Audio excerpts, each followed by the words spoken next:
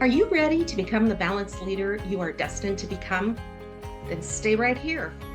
Welcome to today's Balanced Leader, where we empower today's leader to be the best that you can be, both in your professional and personal life. I'm your host, Caroline Baird, and I've explored and believe the intersection of wellness and leadership are key to finding the balance you are craving as a leader. This is the show where we focus on leadership and the importance of maintaining balance in today's fast-paced and constantly changing world. We talk about topics related to leadership, from communication and team building to personal development and finding balance during challenging times. We will also hear from inspiring guests who have achieved success in their fields and have valuable insights to share about their leadership journeys and on what it takes to be a successful leader. But this podcast isn't just about leadership, it's also about wellness too. Taking care of your mind, body, and spirit is essential to becoming a successful leader, and you'll get tips and strategies for living a healthy, balanced life, from managing burnout and improving mental health, to finding ways to reset and reground during a typical day at work so that you can achieve your goals. So whether you're a CEO, an entrepreneur, or just someone looking to improve your leadership skills, this podcast is for you. Are you ready? Well, let's get going. Welcome. I'm your host, Caroline Baird, and boy, do we have an inspiring guest with us today. We are joined by Justin Schenck, an entrepreneur, eloquent speaker, and the mastermind behind the top-rated podcast, The Growth Now Movement. Trust me, this episode is packed with invaluable insights and incredible stories that you won't want to miss. We'll dive deep into Justin's journey, exploring how he transformed his life from really difficult hardships to becoming a beacon of inspiration to countless entrepreneurs and forward thinkers. Listen as Justin shares his powerful strategies for personal growth, self-love, and achieving true balance in both personal and professional life. But that's not all. Make sure you stay tuned for a special offer from Justin to attend his life-changing event, Growth Now Summit Live, happening this September. Learn why this gathering of like-minded individuals and industry leaders is a can't-miss opportunity for anyone looking to elevate their life and business. And he's got a discount for you, so stay tuned. Let's get comfortable, grab a cup of coffee, and prepare to be inspired. Ready? Let's go. Hello and welcome to today's episode of Today's Balanced Leader. I'm your host, Caroline Baird, and today I've got Justin Schenck with me. Justin is an entrepreneur, speaker, and the host of the top-rated podcast, The Growth Now Movement, which you gotta check out. He has been named a top 8 podcaster, followed by Inc. magazine, featured in Thrive Global, and chosen as an icon of influence in the media space. Justin's podcast has grown to become a podcast that's currently getting played in over 100 countries, and every single week he brings some great information. He has gone on to help countless people grow their brands and business with his company, podbrand.io. He is also the host and creator of one of the go-to events of entrepreneurs and forward thinkers. So pay attention to this one, guys. Growth Now Summit Live, which is coming in September, and we'll talk more a little bit about that. But first, I want to welcome you, Justin, to today's episode. Caroline, thank you so much. I'm excited to dive in. And like I said to you before, I don't know where we're going with this conversation, but I'm hoping we say one or two things that make some sense. Absolutely. And you bring such a wonderful balance, and your story is inspirational because you've learned a lot along your journey as well. So I'd love to start there and have you just tell us a little bit about who Justin is and kind of what do you do? What brings passion to your life? Yeah, I mean, who I am today is a lot different than who I was in the past, as most stories go, right? So now I'm a podcaster, I'm a speaker, I'm an entrepreneur, and I help other entrepreneurs grow their impact and grow their income through different modalities, right? Whether that be the podcast, my live events, and most importantly, my mastermind of incredible humans who you actually personally know 2 of the members, which is how we've ended up here, which is amazing.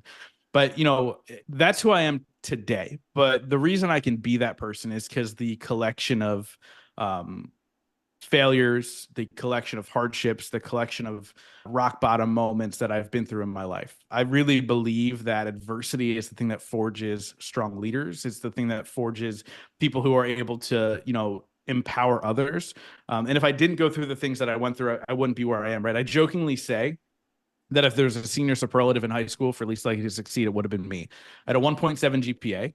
My mom was in the middle of a 20-year battle with opioids, and my dad was in jail. And so if you do the math, like I'm in trouble, right? Like I have no shot, right?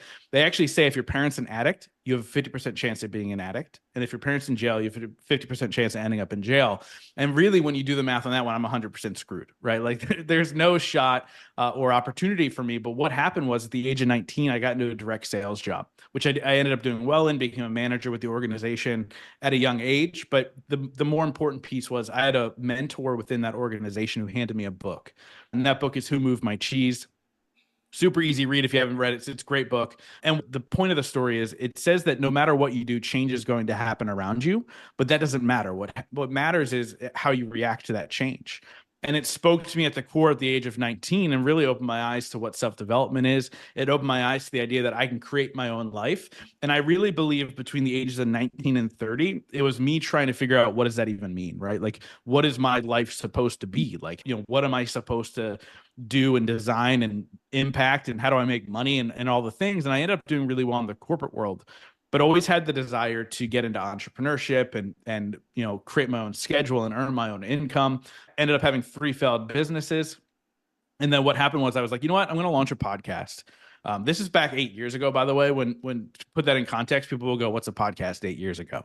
But I was like, I'm going to do this podcast. I'm going to interview entrepreneurs and pick their brain and figure out how they did it so I can then figure out what I'm doing wrong when I build my next business. And 6 months before I launched the show, my mom ended up losing her 20-year battle of opioids. And it immediately changed my perspective on so many things. And it was a super tough time, leading to the launch of the podcast and all these things. But how it ended up working out was I ended up having really organic conversations with these leaders that I was interviewing, right? Asking them about their rock bottom moments, asking them how you can love yourself, and all these things that I was really struggling with, I was asking them. And because it was an organic conversation is why I believe it led to so much success.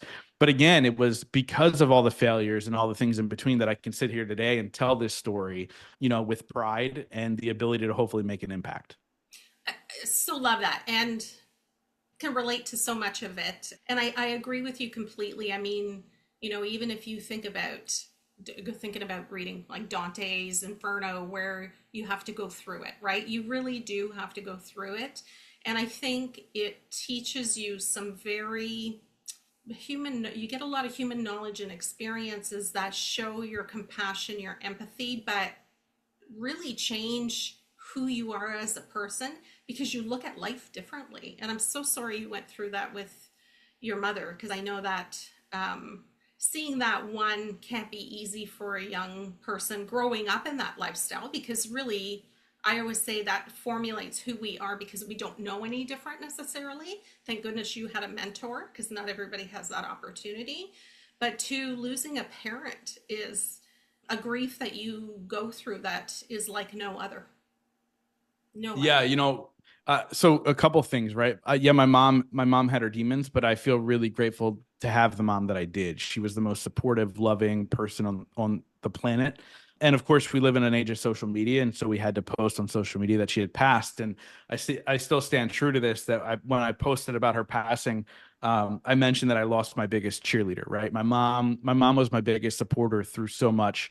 And I believe I do. I take the chance to do crazy things because my mom always just told me, just go, okay, then do it. Like she had this weird belief in me. So I feel really blessed to have that. My mom passed when she was only 58 years old, and it gave me a number of different perspectives. So when she first passed away, and I'm not afraid to admit this, I went on a 3-month bender where I was blackout drunk 6 nights a week. And I remember at the time I had a coach, and she called me out of the blue one day. We weren't even supposed to talk that day. And she goes, hey, what are you doing tonight? And I was like, I'm going out with some friends. And she's like, no, you're not. Tonight's the night that you're going to sit and you're going to feel this. And so I did. And I sat and I felt it. And I wrote a letter to my mom, and I ended up burning it, as we talked about that before we hit record, that process of helping let things go. And it was one of the worst nights of my life, right? It was the first time I allowed myself to feel the grief. But I woke up the next day And there was a huge weight lifted off my shoulder, right? Like, okay, lesson number one, feel your feelings. It's okay. Right. But more importantly, I had two massive realizations. One was my mom didn't die because she was an addict. My mom died because she didn't love herself. And the second thing was I didn't love myself either. And so I had this realization of my own life and the trajectory. Like I was never taught how to love myself. So how could I love myself? Right. And so I ended up really doubling down into the podcast and trying to do what society told me to do. As especially as a male in the United States, like the whole thing is like, go make money, go buy all the things that you want, go get the girl, go get the house, go get the car, go get the accolades, and then you could be happy. And so the podcast ended up taking off after about a year and a half. And the accolades started coming, and then the money started coming, and people were saying, hey, come speak on my stage. And everything was supposed to make me feel good. But then I went, oh my God, I still don't love myself. And so that was really the biggest lesson for me of like, okay, there's so much more than just money, things, accolades. You have to figure out how to love yourself internally. And I always say, thus began the work. That's when I really dove into, okay, who am I? How do I figure out, why I am the way that I am? How can I fix the things that I need to fix? How can I constantly grow personally and professionally? And how can I learn to love myself in a way that allows me to then receive love from others, which was probably the biggest thing. I think a lot of people don't talk about that. They don't talk about like when you don't love yourself, you actually don't allow yourself to receive love from the outside. But now, after a lot of work and coaches and therapists and all the things in between, I can proudly say that I'm happy that my wife loves me and I receive the love. Right. And so it's been quite the journey, and we can dive into specifics if you want, but I always say that I'm a constant work in progress, right? Like there is no ending to this story. The ending is death. And so I hope that, we can have another conversation in 5 years and see how much I've grown and be like, oh yeah, that guy was an idiot back then. Right. Like that's kind of my goal in life as I continue to grow. I love that. Oh, Justin, that just makes, I'm just beaming inside and I've got goosebumps when you're talking about it because it is everything that I try to do. And what I feel like my purpose is to help people, especially, and I've shared with you, I'm very open to how old I am. I'm 60 years old. I've been through a lot. I've been through that societal belief system, and trying to break through a lot of that stuff to be authentic to yourself because life is a journey, life is short. But I believe we're constantly growing. 'Cause to your point, the end is death, right? But I'm also a believer in not having regrets. And I think when you have a parent that has left some form of a legacy, doesn't matter what it is, your mom left a beautiful legacy for you. I think that is kind of where I sit and kind of often ponder, what do I want my legacy to be? What would be no regrets for me? And so love that you're on that journey and have made great strides in such an early time. That's tough Yeah. as a 19-year-old to really start to see those things. Yeah, I think, as we go and I don't know if you knew who Ed Milet is, but he's been on the podcast and somebody I chat with once in a blue moon now through text and these things. And he grew up with an alcoholic father. And him and I had a conversation when he was on my show about that and my mom's addiction. And one thing that we realized is that if you can have perspective, meaning realizing that that's not the only path for you, what it creates for you is a deep sense of self-awareness, right? This understanding that, you have, because of your parent being an addict, you don't know what parent you're getting all the time, good, bad, or indifferent. My mom was never mean. It was just either groggy and sleepy or alert, right? Like that was the two moms that I had. And so having to be aware of how to react in those moments and be that type of person, right? Like all of a sudden you learn how to interact with the world a little bit better. And then as you get older, you can begin to find out who you are. And then you can constantly be yourself, but also interacting with the world in the way that you need to, right? I say to my stepkids all the time, like, do I curse? They go, yeah, of course, you probably too much. And I go, but do I curse in front of my grandmother? They go, oh no, of course not. My grandmother's still alive, 94 years old. Yeah, bless her, right? My mom's mom is still alive. But I don't curse in front of my grandmother. And they go, no, not at all. And I go, right, like this is how you handle life. There's a part of being yourself, but also minding your manners. And I learned that at a young age. Like I always said that I was the only 14-year-old who would rather hang out with 40-year-olds than other 14-year-olds, right? Like I just wanted conversation. I wanted to learn more. I was super inquisitive. I was really curious. and it lends to the fact that now I'm a podcaster. I get to interview people and I get to take my curiosities and dive deeper into their world. That's really just a blessing. And again, I mean, I think really the theme so far in this conversation is that like hardships can be a gift if you view it the right way. And if I didn't go through the hardships, I don't know where I would be, to be honest. Like I think if I had everything handed to me, I would be barely scraping by, just because I had to learn how to do it on my own at a young age, right? Lived alone from 18 on. And so it's been a hard road, but nothing that I would ever want to change. Love that. So let's talk a little bit about that and shift a little bit. You know, when I think about who our listeners are, they're for the most part leaders. And I often talk, just so you know, Justin, I know you know this, is leaders doesn't necessarily have to be a leader of people. You can be a leader of self as well, just like you are. And when we think about the fast-paced world, and I really try in my podcast to share with people that you can bring yourself to the table, that your voice does matter. A lot of that starts with self-love, but maybe talk to me today about what you're seeing and hearing in today's world about what you feel is essential for somebody to grow their career, be a leader, truly bring their gifts to the table. Yeah, that's a really good question. You know, I think number one, I'll say this. I think that you need a deeper passion beyond the drive of money. At least for myself, I know that when I've chased money, it eluded me. And when I chase purpose, money somehow finds me in abundance, right? Like people, they're like, how do I pay you? How do I pay you? It's like this weird sense of that. So I think that you need to do something, with purpose. We also live in a world now where with social media, we're constantly bombarded with everybody's highlight reel. And we can't get caught up in that, right? Like we have to figure out what makes us happy and build that life. Secondly, the piece that's missing from most leaders is that they're pouring from an empty cup. They don't take care of themselves first. I ask a question on every single episode of my show. It's a two-part question. One is, what's your definition of success?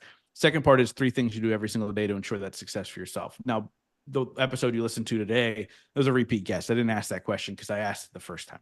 Now, with that being said, there was a common thread behind all of the answers that I got to hear over the course of 583 episodes.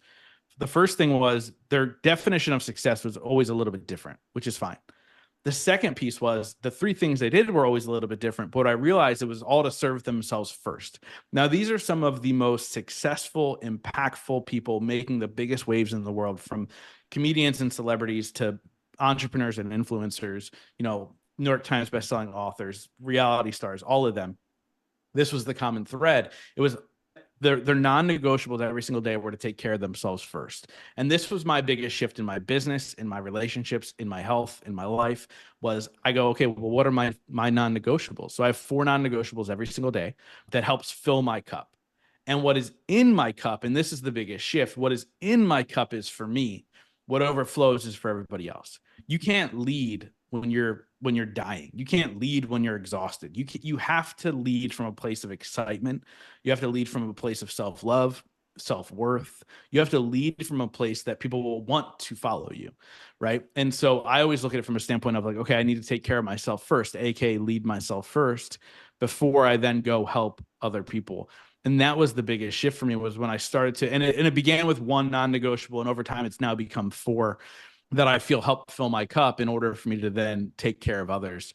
And I think that if you can live in your purpose and make sure your cup is full, you're going to create the success in your business and in your relationships and in your life a lot easier than it had ever seemed before. And I know it sounds backwards, right? It's not like, oh, go focus on your business and go make sure you check everything off your list and do all these things, work really hard. No, it's the opposite, actually. Take care of yourself first, and your business will find a way to take care of you. Oh, so love that. And any famous coach will tell you that. Yes, there are things that you have to do as part of your business that you're not going to enjoy, even as an entrepreneur, but you have to put yourself first. And so love that. In the HR world, when I was in the corporate world, I always used to say, think about what the airline stewardess tells you. You put the mask on yourself first. Yeah. So you can't help others unless you're okay. And love setting, I have non-negotiables as well. Would you be open to sharing what your non-negotiables are? Because I love to give people tangible, because sometimes they're like, well, what does that mean? Would you be open to sharing? Of course, of course. So the first thing is I move my body in some way, shape, or form every single day. So this morning, my wife and I took a 2.5 mile walk at a brisk pace. That was me moving my body today. Second thing is I learn something new every single day. I feel like it's important to constantly feed my brain and look for opportunities to teach others as I continue to learn and grow. The third thing is I reach out to somebody I care about every single day just to check on them. It could be as simple as like, hey, just checking in, seeing how you're doing. Or if I know specifically they're going through something, hey, I just wanted to check in and make sure that's going okay. You know, I had a buddy who just the other day announced that he was having a baby. And so, of course, that was my reach out for the day. Like, congratulations, man. That's so exciting. Are you ready for this? It's the second one. Those types of things. And then the fourth one is I do a daily visualization practice because, you know, one thing I wanted to touch on as well about, you know, being a leader is having a vision of where you want to go and how you want it to look and all the things in between. I believe when you have a destination and where you want to go, the how you get there isn't as important, right? You'll find a way, right? You just have to be able to navigate the waters as they get a little murky.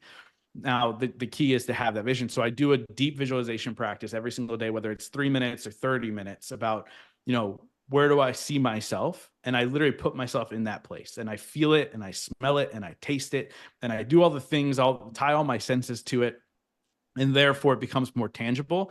And I find that when you can put yourself there, it's a lot easier to do the little pieces of work every single day to get yourself there rather than making choices that aren't going to get you closer to that vision. Love that. Similar to what you do, and I'll share mine just real quickly. So I believe in setting an intention when I wake up in the morning. What's my intention for the day? What am I bringing to the world? What am I open to receiving? So that I set that intention. I do a form of meditation because I believe quieting the mind, you can actually hear and explore similar to what you were doing, the visualization of where you want to go. Movement, love movement. I do a lot of restorative yoga, more the stretching, etc., because of you know, just the physical. It helps me physically and mentally. And then I think the other thing, I love that reaching out to people. I do it. I don't do it every day, so I'm going to start doing that. But I actually posted once in LinkedIn a while ago back. It was probably close to 2 years ago. Around, you know, I've learned that if we don't share with people how important they are to us or the impact that they've had in our life, once they're gone, it's too late. And I've unfortunately had to experience that to learn that lesson. But I'm like, you know, if there's somebody who's important in your life that has made a difference, tell them that. Not only are you being honest with that individual and thankful and sending them love, you'll feel so proud of yourself. The impact that you have on that other person is amazing because they are blown away by it. But I believe that helps to encourage others to emanate that type of learning or feeling or whatever that is that you got from that individual. It's a beautiful way to then pay that back, right? And do the same with Yeah, I love that. So, yeah.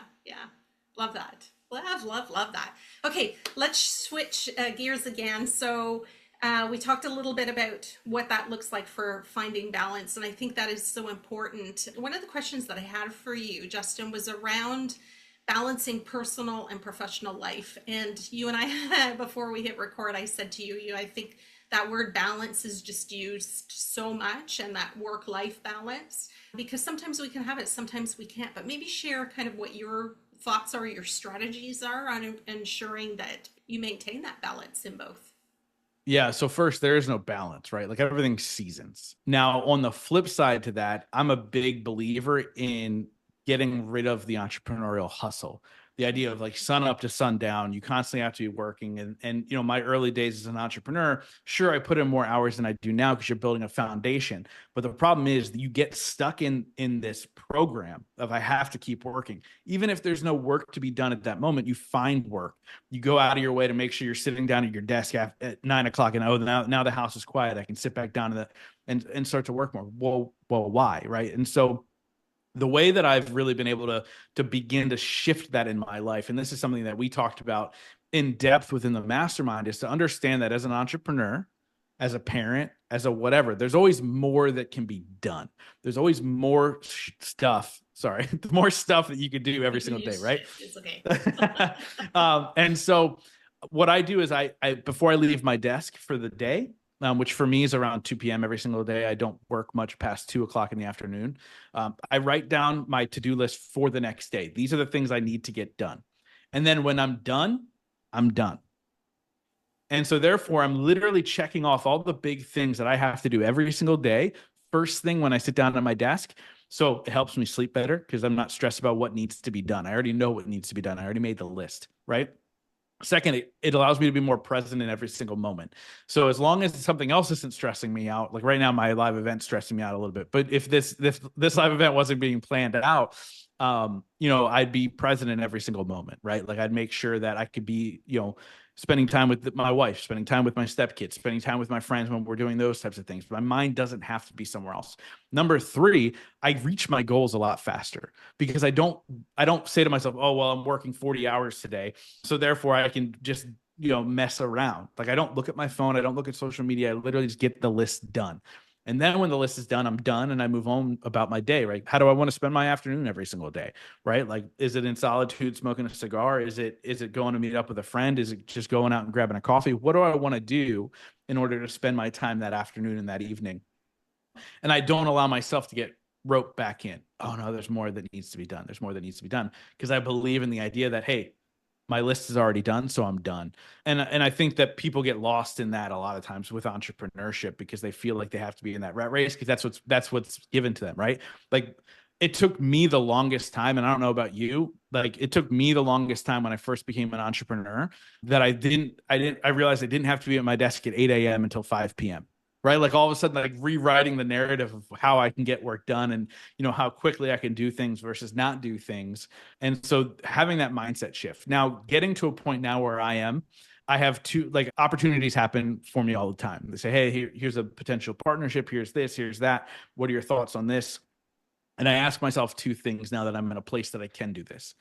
I say, number one, okay, how much time is this going to take me in order to, every month in order to make sure this is successful? If it's too many hours, I won't do it. The second question is it fun? And if it's not going to be fun for me, I won't do it. Right. And so therefore, I'm never adding more onto my plate than I would want to add to my plate. So last year, I added 6 figures of income by adding 2 hours a month of work. And so like if you can figure out, if you can set yourself up in that way, that's the genius way to do it. I own a company that I bring in 60% of the income, no matter how large or small the company is. I bring in 60% of the monthly income and I work about 5 hours a month. And so like I literally set myself up for success to understand that like I'm not here to work my tail off. I'm here to live my life to the fullest. So what does that look like for me? I'm not knocking people who work 80 hours a week if they love doing that, but most people don't love doing that. And so I say, well, how do you fix it? Right. And you start to reverse engineer everything and not say yes to things and overcommit to things. I love that. I actually learned a couple of things from you right there. That's great. I'm going to tweak how I look at certain things. I definitely set up and I've always said this to people, set up your day, your week. Like when it's Friday, I'm looking at next week or maybe 2 weeks out already, just in my mind to start to plan. To your point, you can start to plan, then you can create your to-do list. I think when I first started as an entrepreneur, to your point, it was like 8:30. I was at my desk and I was like, okay, so what am I going to do? Right. Yep. And you end up doing tasks that aren't important, to your point. They don't bring any value to your business. And when I hired my business coach, it was kind of like, oh, okay, let's start and clean the slate. And I've always been good with calendaring and setting those boundaries, like when I will work, when I won't work. If I have to work a weekend, where am I making that time? To your point, like where I don't want to work 60-hour weeks anymore. So what does that look like? Because I enjoy spending time in nature, spending time with family. Like it's so important. God bless my mom. She's 85. I know you have a grandmother. We talked about it. She's 94. And so spending time with those individuals, because we don't know how long they're going to be here, is one of my basic non-negotiables. I will see my mother and spend time with her. That is so important to me. And I think when you set those things up for you as an individual, what's important, it allows you to then create what that schedule should look like. and not living Yeah. in a And rat race.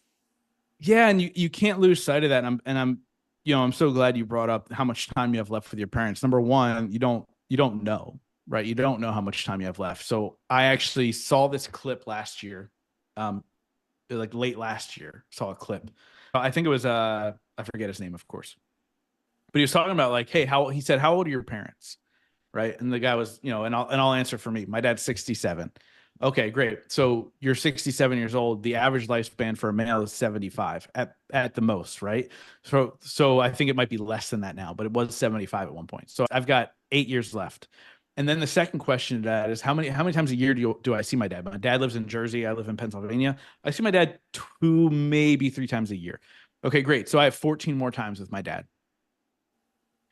That really put it into perspective of what's important. And I saw this clip late last year. And in January, so I'm a weird Disney adult. So in January, I was going to Disney World for a day by myself. And I was talking with my dad. And he's like, oh, I'm like, yeah, I'm going down speaking at Podfest. And then I'm spending a day at Epcot.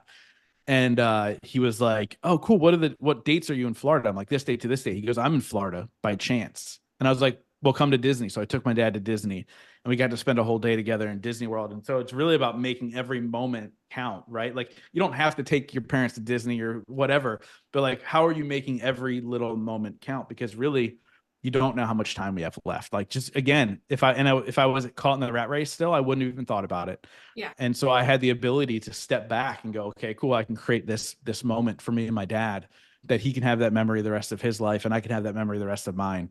And that's a beautiful thing.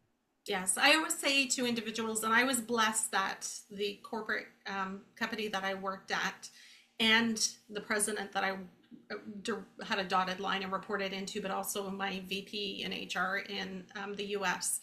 When my dad was in the hospital, they were super supportive. I was allowed to become an essential caregiver for him. I was allowed to go and see him every day and spend time with him. Not every business allows that. So again, what I talk about, I'm so thankful and I've let them both know that, but how do I then help others with that? And in my life coaching, I'm like, listen, if your gut is ever wrenching because you have an ill parent and you can't be there for them, that's a huge red flag. Whether it's your parents, your kids, your partner, like whatever that is, right? That's a huge red flag. Your family comes first. All of us work so that we have a better life and are able to spend time with our families. And to your point, we don't know how long they're going to be here. And I believe now in experiences, right? And experiencing things. Like I used to go see my mom just because it was an obligation, right? To go see my mom. And when I lost my dad, that completely shifted my thought process. Thank God, because now what I do is I spend time with my mom and I listen to her stories with a different attitude, right? Even if it's the same story for the fifth time, it's important to her, obviously, but even just learning things from her, like learning her gardening tips or learning how to crochet or whatever that is that they want to share with you, let them share it. And I think it is just those experiences are really what we're going to remember at the end of the day, not the material stuff that we have at all. Yeah. Yeah. So when it comes to physical things, I'm very much a minimalist. A lot of the things you see behind me are really for show. If there wasn't a camera here, I wouldn't have much on a shelf. But the reality, like things just have never done it for me. I remember being a kid and they'd ask you like, what's your favorite thing that you have? And I forget, even as a kid, I was like, this is difficult. Like most kids are like, it's this thing. It was really difficult for me even then. So I've never worried about accumulating things as much as memories. And again, I think it's that self-awareness of like time is fleeting for sure. Right. We talked about spiritual things before we hit record and like, when we look at the timeline of everything that we'll go through in our spiritual journey, this is a blip. This is a nothing on the radar. And, my goal is to make the most of it. Right. And I believe that through the journey and the path, at some point I have the opportunity to come back and learn more lessons. And I'll do it again. I said to my wife, we were celebrating our 1-year wedding anniversary, and I was like, I'm going to do it again. And she's like, I know you will, because I'm loving this experience. But it's because I've decided to live my own life. I'm not allowing others to dictate what I do, when I do it, with who I do it with. And if you can do that for yourself, happiness is just abundant. I love that. Love that. And I know a lot of people say, well, I have bills to pay, things like that. And yes, we do, right? But I also say, to your point, how much stuff do we really need? Like how many cars do you really need? How many TVs do you really need? How many, right? It's like you Yeah. don't really need Look, that many. I mean, I had this conversation on my podcast a couple of weeks ago, but like the reality, money is important, right? Like I'm not saying money is not important. Like everybody should go make a ton of money and be unapologetic about it. Like I believe that wholeheartedly because money is to me is a tool in order to create a larger impact, right? The more money I have, the more ability I have to be able to reach more people and make a larger income or a larger impact by having a larger income. So money's important for sure. But if you tie your worth and your happiness to the money, that's where the issue comes into play. I think everybody, if you want to drive a Lamborghini, I think they're ugly as sin. But if you want to drive a Lamborghini, you go right ahead. Like I applaud that for you. But the reality is, like, don't tie your worth to those things. Right. Well, and then it becomes the gratitude of the object, right? And we know we didn't talk about that. I bet knowing you for what I know, it's we don't want to tie something to it. I'll be happy when I have this. I've achieved this. I've right because that's not how life is. And what if you don't achieve it? Does that mean you'll never be happy? Yeah. I mean, how many ultra wealthy people and famous people commit suicide every single year? Yes. Yeah. Like that's not the answer to happiness. I believe that when you can find happiness first, the abundance of life happens later, whatever that looks like for you, right? Like I'm dear friends with a woman named Sarah Centrella. She wrote a book called Hustle, Believe, Receive. She teaches people all over the world about vision boards and all these things. And like her whole thing is like you have to link it to an experience that speaks to your soul. And if you link it to an experience, your vision's an experience, the money will find a way to come to you. Yeah. Right. Like how often in life when you're in a positive mode of things and you're like, oh shit, I'm like $500 short. And all of a sudden $500 appears. Right. Like that's a real thing. And the funny thing is like, I really believe on what you focus on, you get more of. I believe in the power of visualization, even when you're doing it by accident. So like a lot of times you're creating a negative life for yourself because you're focusing on the negative, right? Your 20-minute daydream today isn't going to define your future. It needs to be a continuous thing. And this is how powerful I believe visualization is and why I make it a daily practice.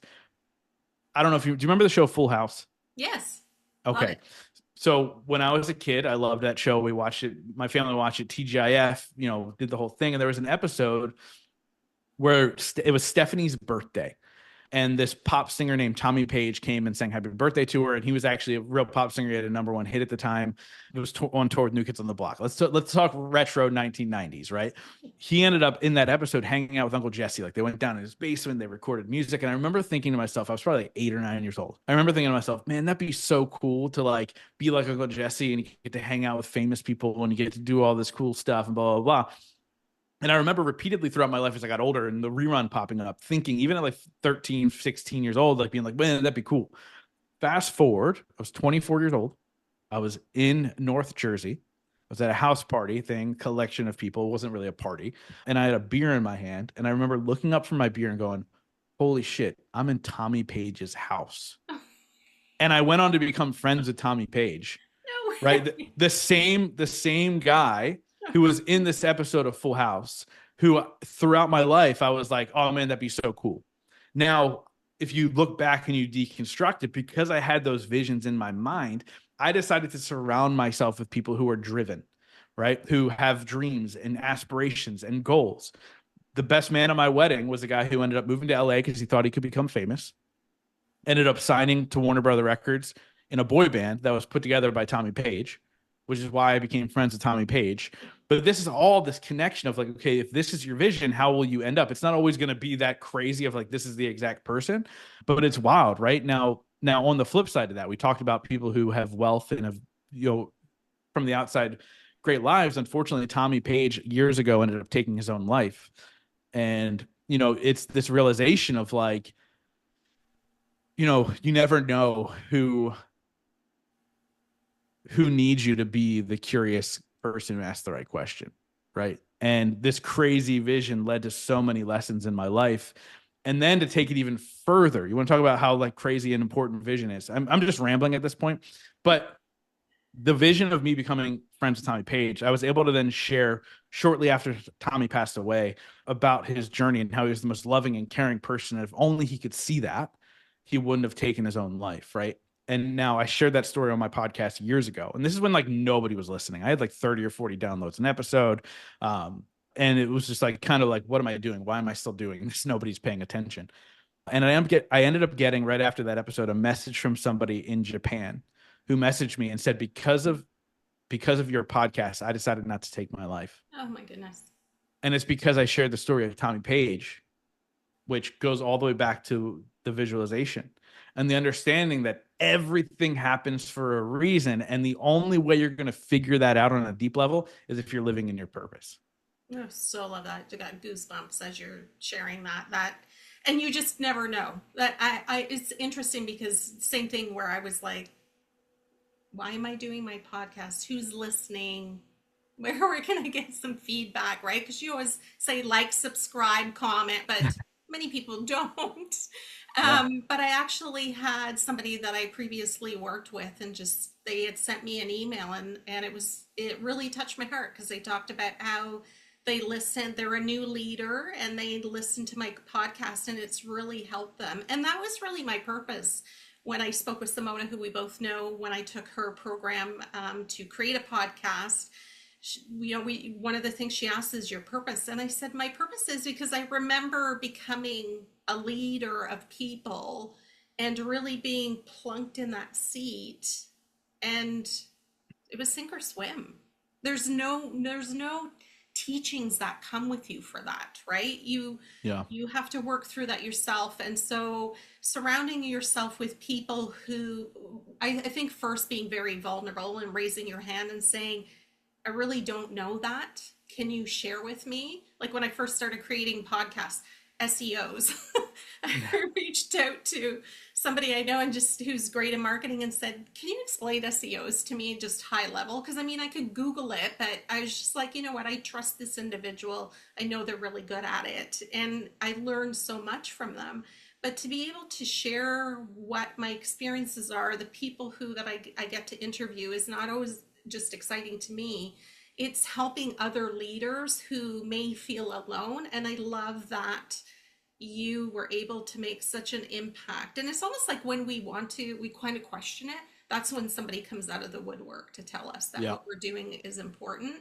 But that kind of an impact just is amazing. And that's the reason I do my podcast, is I hope that it's helping other individuals live a better life and not living that rat race and burning out, and as a result not being able to be fully present, not just at work, but more importantly with their families, right? Where you're just exhausted all the time and you can't really appreciate the time that you have with your family because life happens so quickly. And I hate for them to down the road get to be my age and go, wish I had done things differently. And so that's my purpose for why I do it. So I love that had such an amazing impact. Have you had any other podcasts, Justin, that you can think of that really, or kind of as a result of that, did you change how you run your podcast at all, or look for particular speakers, or how does that work? No, it's funny. So I get pitched 40 to 50 times a day for people to come on my show. It's probably one of the most exhausting things that I go through. So I've interviewed not everybody I've wanted to, but I'm getting close to crossing off the list. My number one on my list has been a guy named Andy Grammer for like 5 or 6 years. Still haven't locked down that interview. I got really close. I happened to win VIP meet and greet tickets to see him, which is because I donated money to a nonprofit. Okay. And met him, still didn't lock it in. I was talking to the tour manager trying to do it. But I'm getting pretty close. Like I've interviewed some of the coolest people, childhood heroes and people that I look up to now. And I'll say this. I think it's true that I never stop learning. Every conversation I can take something, not everyone, but almost every conversation I can take something away that I can put into my life. And there have been some big ones. There's a guy named Fabio Viviani. I don't know if you've ever heard of him. He was on Top Chef. Okay. And so he now owns restaurants all over the world, and in Chicago and LA and a ton in Florida and all these other places. And I was going to an event to just attend and had a great speaker lineup, and he was one of the speakers. And I thought to myself, who cares about a chef? I never watch reality TV, although now I'm friends with reality TV stars, which is bizarre. But like, I was like, I don't care. Like, who cares about a chef? Why do they have him speaking? And he blew me away so much with his keynote that I turned to my friend who I was at the event with and I said, I need to be friends with that guy. A year and a half later, he ended up coming on the show, and he ended up at the end of the interview, he said, who else do you want to interview? And he caught me off guard. I didn't even have an answer for him. And he started rattling off names of people that of course, I'd want to interview. And he ended up writing 50 individual emails introducing me to people for them to be on my show. And he actually wrote it too, because he's got a thick Italian accent and he writes like he talks. And so like all the emails were actually from him. And that changed my life in a perspective. And he's a dear friend of mine now. And I talk about the 5 people you need in your life. And we didn't get into it during this conversation, which is fine. But one is a mentor. And to me, a mentor is somebody who has something innate in them that you want something more, like you want more to be in yourself. So like, I don't want to own restaurants. He does something like $350 million a year in business. I don't ever need to do that. But like, he is such a giver without expectation. And it's something that I feel like I'm good at, but not at his level. And so like, he's a mentor to me from a standpoint of, how can I become more like you in a sense of wanting to continue to give more and more and more and have no expectation on the back end.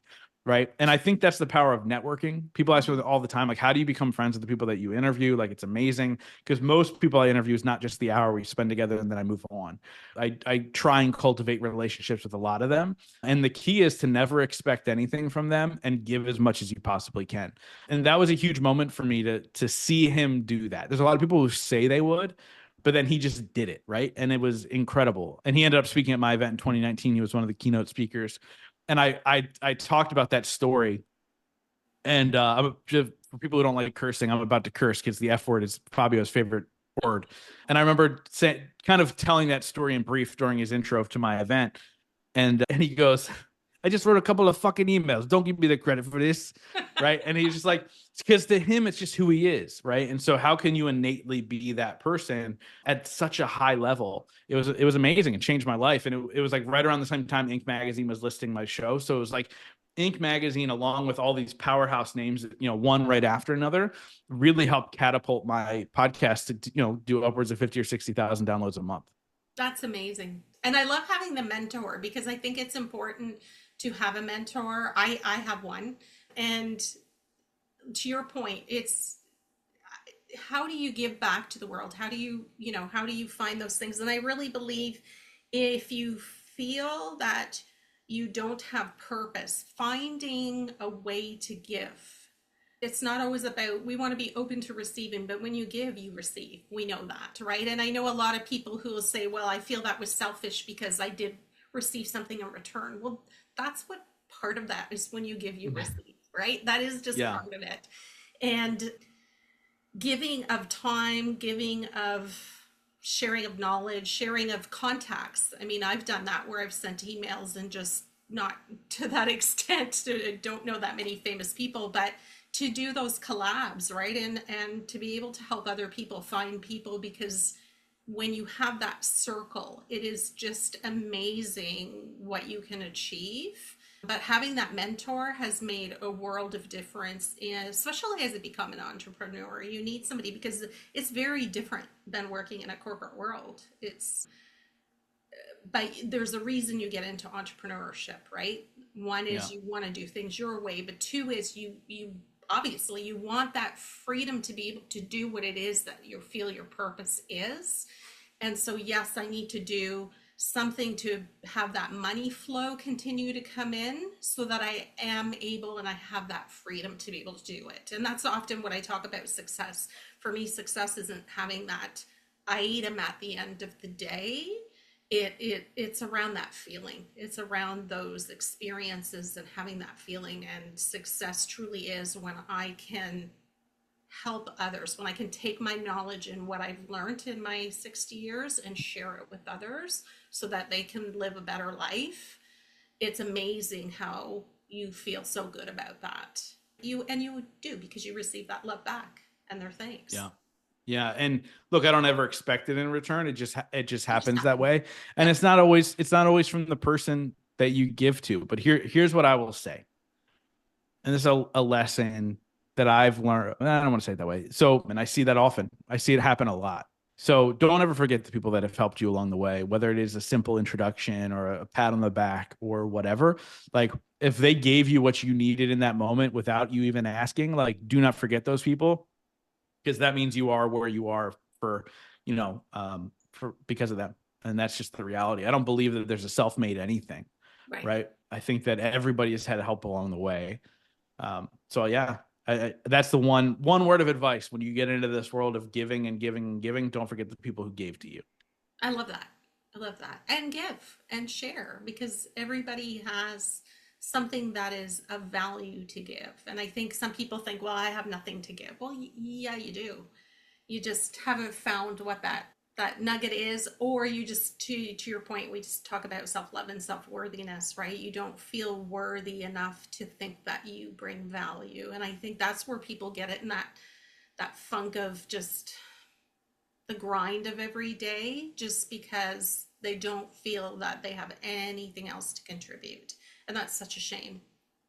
Yeah. Yeah, it happens a lot. I remember saying to Ed Milet, first time we ever talked, this is even before the podcast, we had to hop on a call because his internet wasn't working.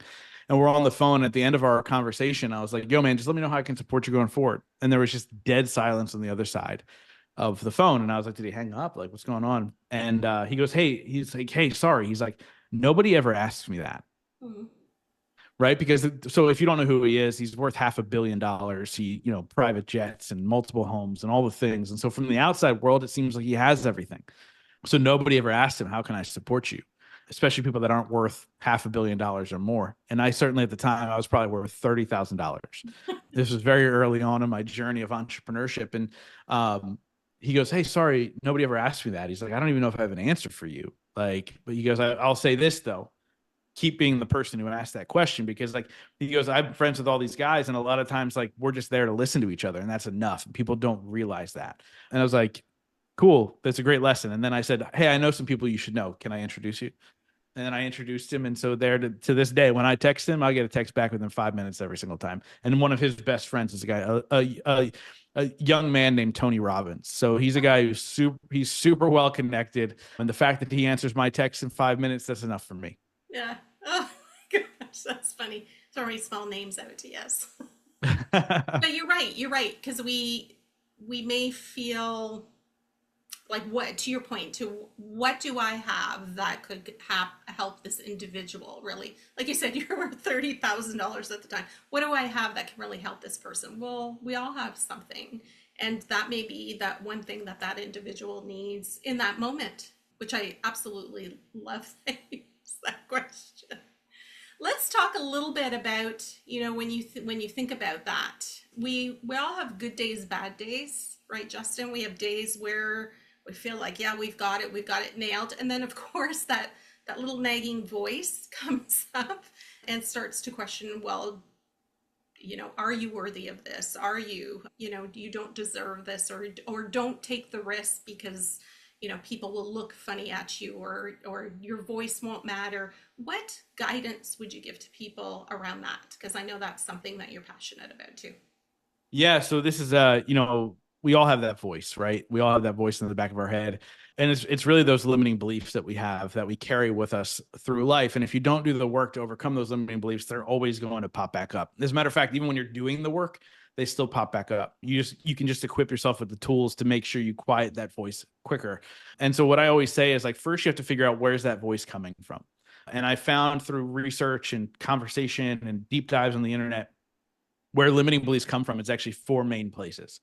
So the first place is childhood. Literally, you could be walking through the mall with your mom, and she runs into somebody she knows, and they're all super excited, and you hide behind your mom's leg, and they go, oh, that's just Justin. He's just shy. Limiting belief is instilled into your brain from that simple sentence. Your mother wasn't trying to harm you. She was trying to protect you, but it creates harm moving forward. Second place is society. Society says, you're a person of color, you can't do that. Society says you're not educated, you can't do that. Society told me, because of who my parents were, I shouldn't be successful. Mm-hmm. And so the society piece is, if you accept it, it creates a limiting belief of like, oh, I'm not enough. I can't do that because of X, right? The third place is self. And this one's an interesting one because it usually comes from something that happened, but then you rewrite what actually happened in your head. So like for an easy example, right? Go back to adolescence or teenage years. You ask a girl or a guy out and they go, oh no, I'm dating somebody else. That's all they said. And you went and decided to look in the mirror and go, oh, you're ugly. Right. That's not what that person said. That's just what you're telling yourself. Yeah. Right. And so you have to, obviously, that's your own self narrative. And then the fourth place is the deepest wound. It's called what Gabby Bernstein calls a big T trauma. Yeah. Right. It's something that we went through in our life that we don't consciously remember, but subconsciously our body is holding the energy of that act. These are usually super extreme things. As they say on TikTok, it could be an SA. Yeah. An SA experience or something along those lines that we went through that will create a narrative of like, oh, I'm not enough, or it's easy to use me or abuse me or whatever. And so we have to, number one, we have to figure out where this verbiage in our mind is coming from. And it's one of those four places. And then I've developed a 3-step process to help people overcome this, right? And the first thing is to get uncomfortable, right? Like we're energy. The end of the day is we are energy, electrons, neutrons, protons. Science says we are vibrating energy and we're carrying these thoughts with us. So we have to disrupt that energy. And we do that by getting uncomfortable, right? Limiting belief of, oh, I'm not a good public speaker. Great. I want you to commit to public speaking. How do we do that? We sign up for Toastmasters. We do this thing over here. We do this, right? So get uncomfortable. Second piece is you surround yourself with the right people, because getting uncomfortable is an uncomfortable thing. And so in order to support you through that discomfort, you have to be surrounded by supportive people who are still willing to push you through the discomfort.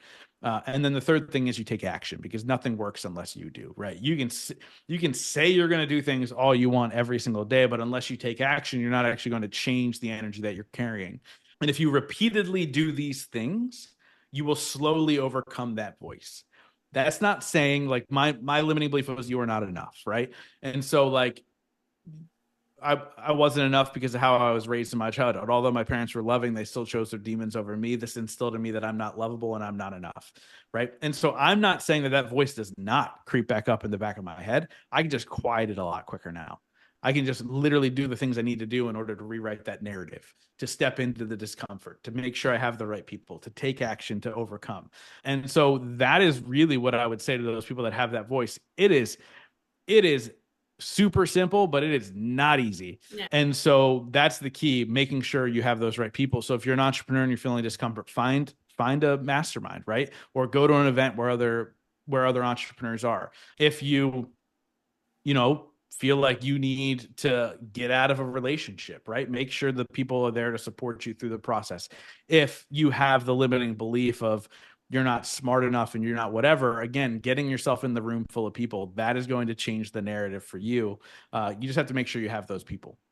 That is so well said. And it reminded me of we're now in July. So last month, June, I actually did an email challenge where every other day they would get an email, and I called it Taming Your Inner Critic, because you can't, to your point, you can't get rid of it. It's always there. It is there trying to protect you, right?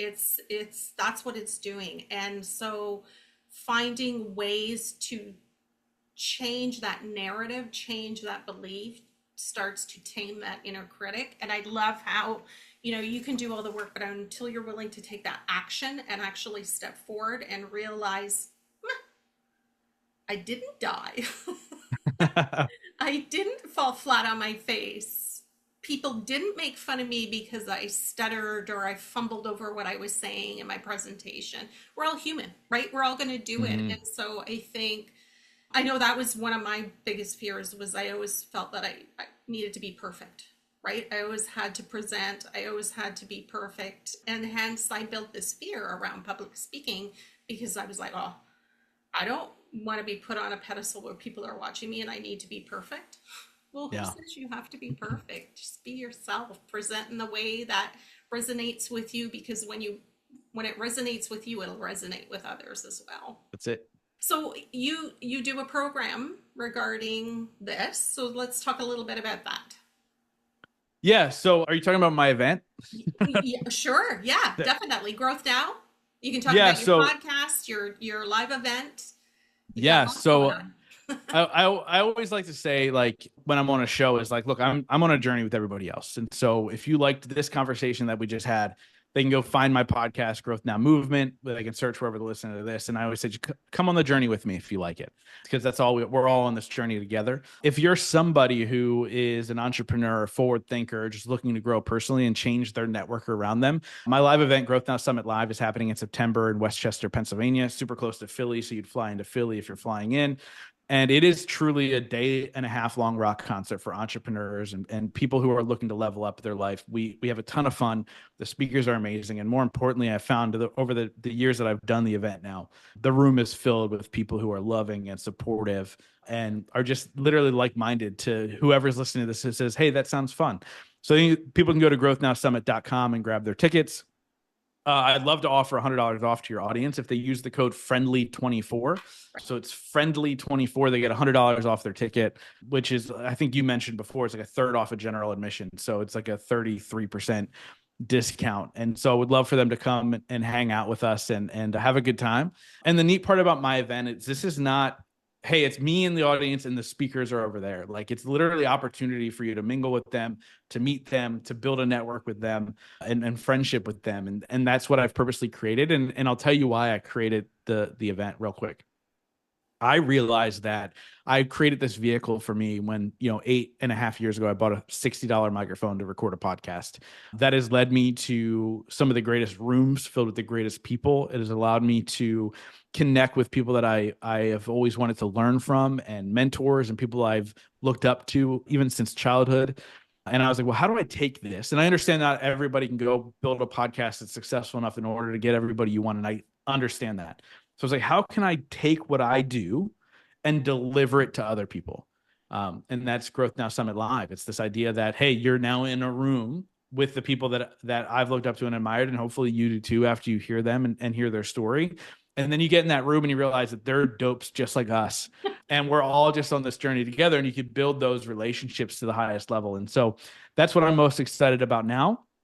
And then every 3 months, we open up the doors to the Skeleton Key Mastermind, which obviously, two of the members, and it's in my opinion, it's the greatest collection of entrepreneurs that are making an impact in the world that I've seen, and it's been my favorite thing to do. We get to meet twice a year somewhere in the country. We're in Orlando in November, and so that'll be super exciting. But with that being said, we open up that every 3 months. There's no website for that. Message me on Instagram if you're interested. Super picky about who I let in. So good luck. Well, and so you should be picky because you have a purpose for everything that you do, and I love that. Like, it needs to be aligned. It needs to mirror exactly what your purpose is. Similar to my membership, right? It's a membership, so many people can join, but I'm particular in what I bring to the membership, to the individuals, because it's part of my passion, right? And that's part of me giving back.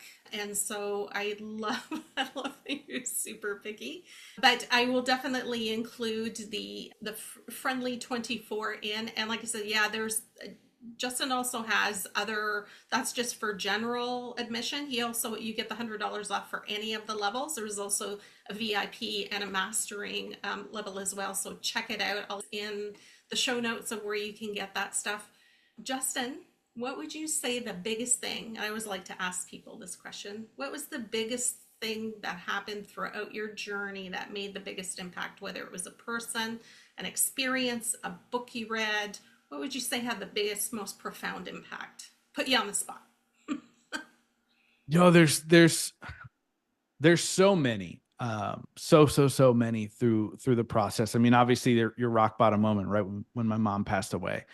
But I'll say this in a more broader sense of, like, the biggest impact for me was when I realized that I chose exactly where I was in that very moment. Even when things weren't going well, I made the choice to be in the spot that I was in, and it was disheartening and it sucked hearing it, but it empowered me to realize that means I get to choose where I go. That means I get to do the things in order to create the life that I desire versus allowing my outside circumstances to dictate how I feel. And that for me came kind of in tandem with my mom passing, and realizing how unhappy I was and how much I didn't love myself. But at the end of the day, I chose that, and it empowered me to go and create a new life for myself that I truly love and enjoy, and feel blessed to be able to live the life that I live.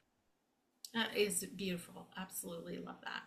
So if you want to hear more from Justin, make sure you subscribe to his podcast, Growth Now Movement. And of course, if you want to see who he knows live, make sure you join him at Growth Now Summit. And I'll include all the links so that you can check it out and maybe get more of Justin and that positive mindset in your life. So thank you so much, Justin, for joining us today. Thank you. This was a lot of fun. Great. Thanks. That's all for this episode of Today's Balanced Leader. I hope you've enjoyed the discussion on wellness and leadership, and that you took away some valuable insights and strategies to help you become a better leader in your own life. Please leave a rating and review. I'd love to hear from you. And if you enjoyed this episode, be sure to subscribe so that you don't miss the next one, as we continue our exploration of what it means to live life as today's leader. In the meantime, take care of yourself and remember that true leadership starts with taking care of your own well-being. One deep breath in and one deep breath out. Keep striving for excellence and inspiring others to do the same. And finally, thank you for listening, and I'll see you next time on Today's Balanced Leader.